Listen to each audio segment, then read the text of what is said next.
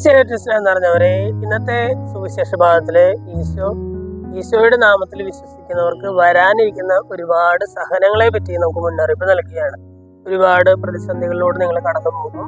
ഭൂകമ്പങ്ങൾ ഉണ്ടാകും, യുദ്ധങ്ങൾ ഉണ്ടാകും, അവയെ പറ്റിയുള്ള കിംവദന്തികൾ ഉണ്ടാകും, സ്നേഹം തണുത്തുറഞ്ഞു പോകും എന്നൊക്കെ പറഞ്ഞിട്ട് ഒരു വിശ്വാസിയുടെ ജീവിതത്തിൽ അവൻ കടന്നു പോകാനിരിക്കുന്ന പ്രതിസന്ധികളെ കുറിച്ച് ഈശോ പറയുകയാണ്. ഏറ്റവും ഒടുവില് മനോഹരമായിട്ടുള്ള ഒരു വചനം കൂടി ഈശോ അതിന്റെ കൂടെ ചേർക്കുകയാണ്. ഈശോ പറയുകയാണ്, എന്നാൽ അവസാനം വരെ സഹിച്ചു നിൽക്കുന്നവൻ രക്ഷ പ്രാപിക്കും എന്ന് പറയുകയാണ്.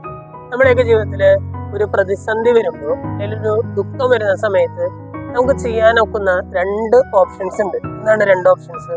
ഒന്ന്, ഇതെല്ലാം അവസാനിപ്പിക്കുക എന്നുള്ളതാണ് അല്ലെ. വളരെ കുറച്ചു പേര് അങ്ങനത്തെ ഒരു ഓപ്ഷൻ തിരഞ്ഞെടുക്കും. ജീവിതത്തിൽ വലിയൊരു പ്രതിസന്ധി വരുന്നു, ഇനി വേറെ രക്ഷയൊന്നുമില്ല, മരിച്ചാൽ മതി എന്നുള്ള രീതിയിൽ ഒരുപക്ഷെ ആത്മഹത്യയിലേക്ക് നയിക്കപ്പെടും ഒരാൾ. അങ്ങനെയാണെങ്കിൽ ഈ പ്രതിസന്ധി തീരുന്നില്ല, പ്രശ്നം തീരുന്നില്ല. ഒരാൾ മരിച്ചതുകൊണ്ട് ആ പ്രശ്നം തീരുന്നില്ല, ആ പ്രശ്നം അവിടെ തന്നെ നിൽക്കുന്നുണ്ട്. രണ്ടാമത്തെ ഒരു ഓപ്ഷൻ എന്ന് പറഞ്ഞാൽ ഇതിലൂടെ കടന്നു പോവുക എന്നുള്ളതാണ്. എന്ന് പറഞ്ഞാൽ ഈ പ്രതിസന്ധിയിലൂടെ കടന്നു പോകാനായിട്ട് എന്നെ തന്നെ അനുവദിക്കുക. ഒരുപക്ഷെ ഞാൻ വിചാരിക്കുന്ന അത്ര ഒരു പ്രശ്നം ഒരുപക്ഷെ ഈ പ്രതിസന്ധിയിലൂടെ കടന്നു പോയി കഴിയുമ്പോൾ എൻ്റെ ജീവിതത്തിൽ ഉണ്ടാകുന്നില്ല. രണ്ടാമത്തെ ഓപ്ഷൻ അതാണ്, ഈ പ്രതിസന്ധിയെ നേരിടുക, അല്ലെങ്കിൽ ഈ പ്രതിസന്ധിയെ ഞാൻ അവിടെ ഉൾക്കൊള്ളുക, അതിനുള്ളിലൂടെ കടന്നു പോവുക എന്നുള്ളതാണ്. ഇതാണ് ഇന്നത്തെ സുവിശേഷത്തിൽ ഈശോ നമ്മുടെ മുമ്പിലേക്ക് വെക്കുന്ന ഒരു ഓപ്ഷൻ. അതായത് വിശ്വാസ ജീവിതത്തിലെ പ്രതിസന്ധികൾ ഉണ്ടാകുമ്പോൾ ആ പ്രതിസന്ധിയിലൂടെ കടന്നു പോവുക.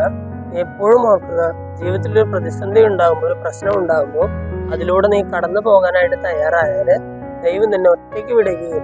അവിടെ എല്ലാം ദൈവം നിന്റെ കൂടെ ഉണ്ടാകും എന്നുള്ളൊരു ഉറപ്പ് സുവിശേഷ ഭാഗം നമുക്ക് നൽകുന്നു. സ്നേഹമുള്ളവരെ, ഇന്നത്തെ സുവിശേഷ ഭാഗം ആചരിക്കുമ്പോൾ നമ്മുടെ ജീവിതത്തിൽ വിശ്വാസി എന്ന നിലയിൽ നമുക്കുണ്ടാകുന്ന പ്രശ്നങ്ങള്, പ്രതിസന്ധികളെല്ലാം ദൈവത്തോടൊപ്പം നേരിടാനായിട്ട്, ദൈവത്തോടൊപ്പം അതിലൂടെ കടന്നു പോകാനായിട്ടുള്ള ഒരു കൃപയ്ക്കായിട്ട് നമുക്ക് പ്രാർത്ഥിക്കാം.